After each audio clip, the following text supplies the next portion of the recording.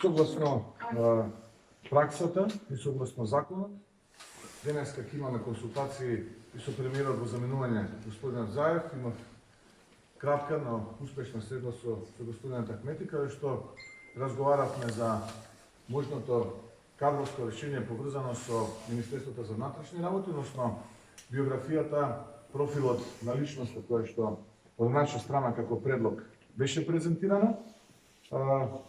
Го запознавме раководството на Демократската унија за интеграција како втора најголема партија која што е дел од владата со нашиот предлог.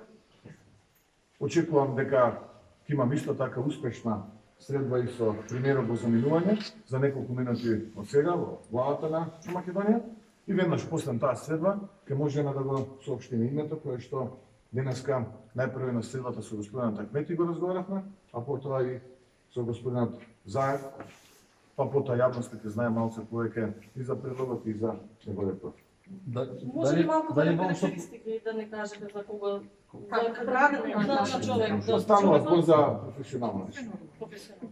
Дали воопшто планирате да се консултирате и со албанската опозиција, да бидат и вие вклучени во влада за да има целосен кредибилитет оваа техничка влада и тие да имат доверба? Да, видете, ние го почитуваме законот и согласно законот постапуваме.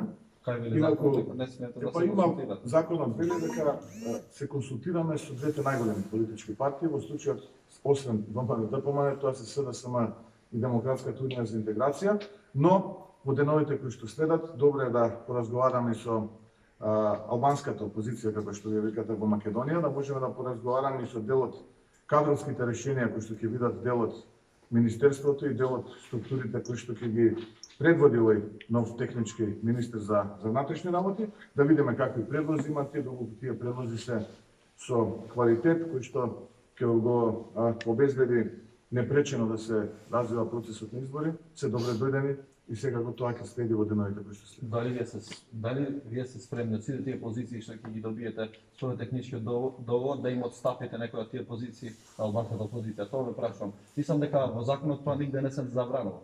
Точно и апсолутно сме подготвени, но